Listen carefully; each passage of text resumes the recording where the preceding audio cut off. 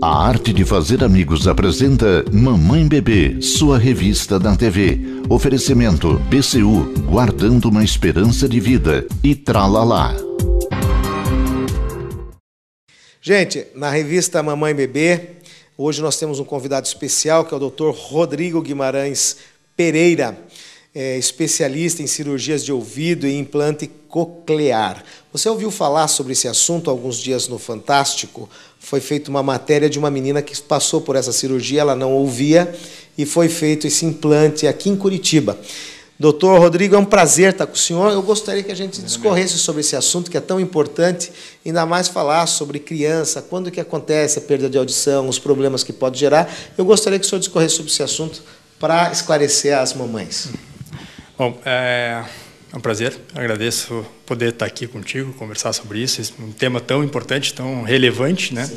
A surdez é muito mais frequente do que a gente imagina. Se a gente for levar em comparação com o que se testa de triagem auditiva, triagem neonatal em crianças, o teste do pezinho, que é tão conhecido, testa uma doença, que é a fenilcetonúria, que acontece em um caso a cada 10 mil nascidos vivos. A surdez acontece em um caso a cada 1 a 3 mil nascidos vivos, ou seja, é muitíssimo mais frequente do que a doença do teste do pezinho. E, infelizmente, o diagnóstico ainda é tardio. A cirurgia de implante coclear é uma cirurgia que foi um divisor de águas no manejo da criança surda. Até o advento do implante coclear, que nada mais é que uma prótese que transforma o estímulo sonoro, que é um estímulo mecânico, em um estímulo elétrico, que vai ser implantada dentro do órgão auditivo, por isso é uma cirurgia de implante, a gente abre, faz uma incisão posterior ao ouvido e coloca uma prótese implantada dentro da cóclea, que é o órgão da audição, e vai substituir a função dessa cóclea, que é a principal alteração que está danificada no caso das crianças que nascem com surdez congênita. E a cirurgia, ela consegue fazer com que crianças que nascem com uma surdez extremamente severa, um quadro de surdez profunda, praticamente surdez total, que se chama, né, que teriam, algum tempo atrás, um manejo muito difícil, possam recuperar a audição a níveis praticamente de normalidade. E, com isso, terem um desenvolvimento normal, um desenvolvimento de inclusão, um desenvolvimento que permite não mais ser uma criança dita como um surdo que vai estar à parte da sociedade, vai estar excluído da sociedade, sim um paciente que passa a ter uma função de inclusão social, uma função que o permite estudar, que o permite desenvolver linguagem, falar normal e daqui a alguns anos estar aqui dando entrevista junto com você da mesma maneira. Doutor Rodrigo, me diga uma coisa, para a mamãe que está em casa, qual que são os primeiros sintomas de uma criança? É na escola ou é mesmo em casa? Para que a pessoa que a mamãe fique alerta para buscar levar um médico, porque as pessoas às vezes acham, não dá atenção, não presta atenção, é burro, não vai para a aula, não aprende. Sim. Pode ser problema auditivo, né? Claro. A surdez, ela é diferente na sua projeção de sintomas em cada idade, em cada faixa etária. Na criança recém-nascida, o importante é os pais ficarem em lugares que não tem teste de triagem auditiva, que hoje já é uma lei obrigatória no nosso país, porém ainda está no processo lá de regulamentação, e esses processos de regulamentação sempre são demorados. A criança que não faz triagem, a mãe pode ficar atenta em casa a sons muito intensos, a criança tem que se assustar. Aquele neném super bonzinho, que não chora nunca, que não se assusta com nada, que bate a porta, ele nem pisca, esse é o problema, a gente tem que ver, tem que ir no médico para ver. Quando a criança vai crescendo, nós vamos vendo os padrões de desenvolvimento de audição e linguagem. A criança que a partir dos 6 meses de idade, você faz sinal do lado, ela não vira para localizar o som, tem que ficar atento. A criança que com 1 ano de idade não desenvolve pelo menos 5 palavras inteligíveis, sonzinhos clássicos, bum bum para o carro, papá, mamã, água, esses sons mais simples, inteligíveis, devem começar a partir de 1 ano a 1 ano e meio de idade e progressivamente dessa maneira. Criança que com 2 anos de idade, que é muito clássico, 2 anos não está falando, a gente tem que ser avaliado. E a criança em idade escolar, que tem atrasos de desenvolvimento de linguagem, trocas fonéticas ou, eventualmente, distúrbios de comportamento na escola. não presta atenção, é distraída, é desatenta, a audição é a primeira coisa a ser avaliada. Nós vamos chamar os comerciais, não saia daí que a gente já volta para continuar esse assunto de tanta importância para você, mamãe. Dr. Rodrigo Guimarães Pereira está aqui com a gente hoje, convidado especial, para poder esclarecer a você uma série de assuntos que envolvem a sua criança, a surdez, enfim, tudo isso que é muito importante. Não saia que a gente já volta. Pura Essência Farmácia de Manipulação, promovendo a manutenção da saúde e da qualidade de vida da população, preparando produtos de forma adequada e segura, reconhecida pela qualidade e excelência como uma das melhores de Curitiba. Manipulação alopática, homeopática, dermocosméticos, fitoterápicas, odontológicas. Pura Essência, Batel e Mercês, a verdadeira fórmula para levar saúde até você. O BCU traz até você o que há de mais moderno em tecnologia de armazenamento de células-tronco. Coletadas no momento do nascimento do seu filho, este material já é utilizado com sucesso no tratamento de várias doenças. É a nova era da medicina regenerativa acessível para a sua família. Células-tronco do cordão umbilical. Você merece saber tudo a respeito. Agende seu atendimento em Curitiba pelo 41 41 14 51. Banco de Cordão Umbilical, guardando uma esperança de vida. A Escola de Natação Amaral é pioneira em natação para bebês e infantil. Com mais de 30 anos de tradição e qualidade, professores especializados e uma estrutura pedagógica diferenciada. Venha ver seu filho crescer com saúde e alegria na Amaral.